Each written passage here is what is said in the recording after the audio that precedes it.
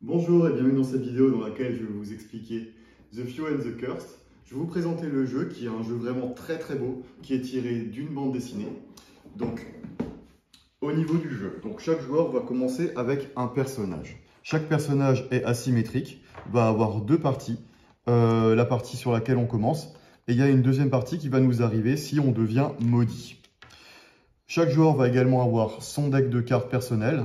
Pour vous montrer un petit peu les cartes, elles sont vraiment très belles. Voilà.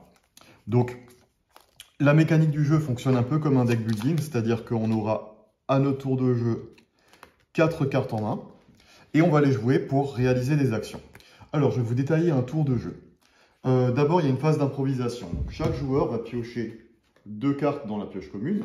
Vous allez les regarder, vous allez en choisir une des deux qui va aller dans votre main. Donc là, par exemple, je serai intéressé par celle-ci. Et l'autre carte va être défaussée. Tous les joueurs vont faire ça. Ensuite, le joueur actif va réaliser sa phase de rencontre. Donc, si on est à Sant Andreas, on va pouvoir acheter du matériel. Donc, le matériel va coûter de l'eau. Donc, l'eau, c'est la monnaie du jeu. Et ça va nous permettre de le rajouter, en fait, sur notre personnage ici. Donc, vous voyez que chaque carte va posséder un icône, une main, deux mains. Donc, vous avez bien entendu deux mains. Donc, vous pouvez avoir jusqu'à 2 objets qui utilisent une main ou un seul objet qui utilise 2 mains.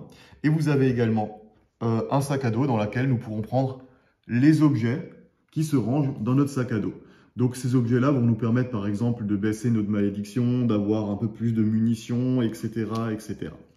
Voilà, donc on va ensuite pouvoir faire une phase de rencontre comme que je disais. Donc Sant Andreas, ça nous permet d'acheter du matériel supplémentaire ou alors de récupérer un nouveau job. Donc on va avoir différents jobs qui vont nous donner certaines conditions pour les remplir. Donc là, et nous rapporter donc des points de victoire quand ils auront été réalisés. Donc là, par exemple, camper dans un désert nous permettrait de gagner 1 eau et 2 points de victoire. Nous avons différents lieux. Donc Sant Andreas, nous avons des canyons. Donc ce sont les lieux qui sont ici. Donc, et nous avons des lieux maudits qui sont les lieux qui sont un petit peu de couleur, comme on voit ici, et également les 4 lieux extérieurs des villes. Donc, si on se trouve sur un lieu maudit, nous allons tirer une carte rencontre lieu maudit. On va avoir à chaque fois 3 options. En fonction de l'option qu'on aura choisie, on va soit gagner des choses, soit perdre des choses.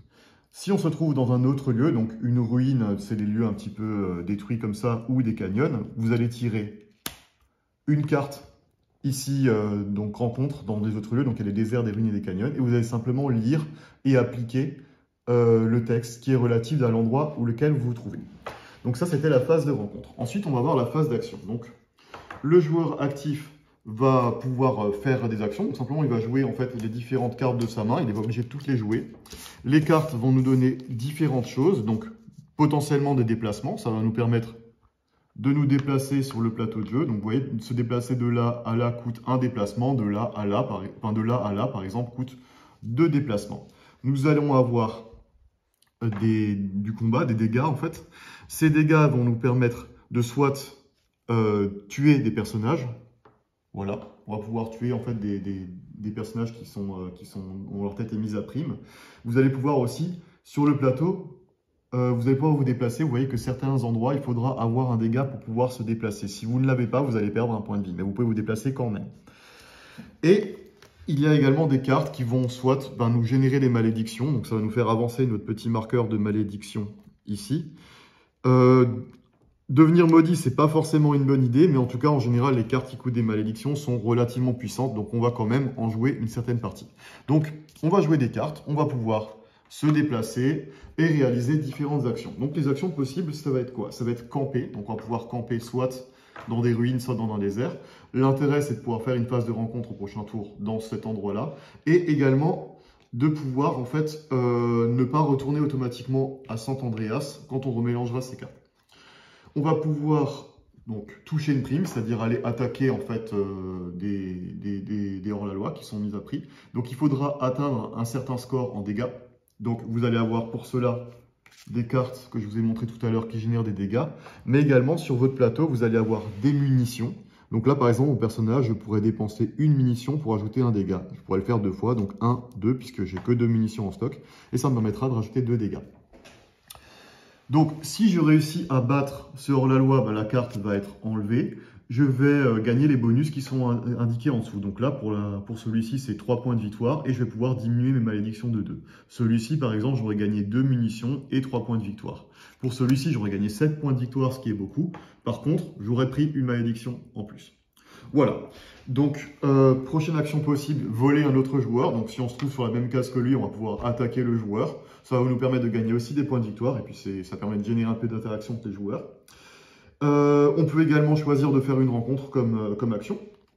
Voilà. Ou on pourra réaliser l'action personnelle de notre personnage. Donc, l'action personnelle de notre personnage, certains en ont une. Donc, celui-ci n'a pas d'action personnelle. Mais certains personnages ont une action personnelle. Dernière action possible, donc si on se trouve dans un de ces lieux à l'extérieur, on va pouvoir ramasser un artefact. Donc là, on va simplement regarder les 3 artefacts qui sont dans le lieu. On va choisir celui qui nous intéresse. Donc là, par exemple, si je voudrais prendre le boomerang, je vais choisir dans la pioche de cartes artefact le boomerang. Voilà. Et je vais le rajouter à ma main. Donc là, j'aurai un super objet qui me donne 3 points de victoire en fin de partie et qui me génère 6 dégâts quand je le joue. Donc très bonne carte qui va se rajouter à ma main. Ensuite, on a la phase d'entretien. Donc, on va simplement défausser les cartes qu'on ne souhaite pas garder.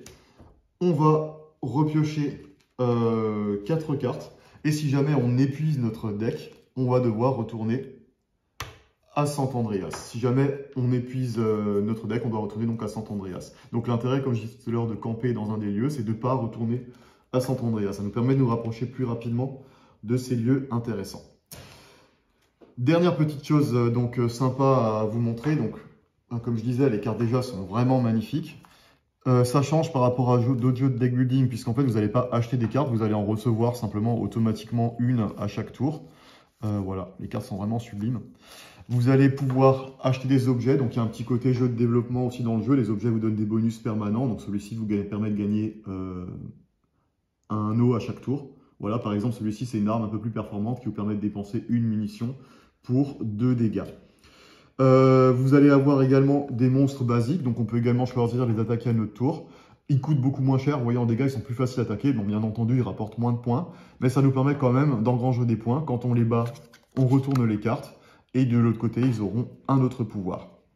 Dernière petite chose à vous montrer, on va avoir 2 superbes figurines. Donc ce sont des gros monstres violents, méchants, pas beaux, qui vont arriver dès qu'on aura tué entièrement une pioche de hors-la-loi. La dernière carte de la pioche, ça va être un monstre. Donc ce monstre-là va entrer en jeu par un lieu maudit et il va en fait se rapprocher de Sant Andreas. Donc on aura l'opportunité de le battre. Par contre, comme vous voyez, au niveau de sa carte, il va falloir avoir beaucoup de dégâts pour pouvoir le battre. Bon, ça rapporte quand même 10 points dans ce cas-là. Donc, au fur et à mesure de la partie, vous allez améliorer votre jeu de cartes, donc en achetant des nouvelles cartes, en récupérant des nouvelles cartes au fur et à mesure de la partie pour générer plus de mouvements, plus de dégâts, pour pouvoir attaquer mieux les monstres et engranger des points de victoire.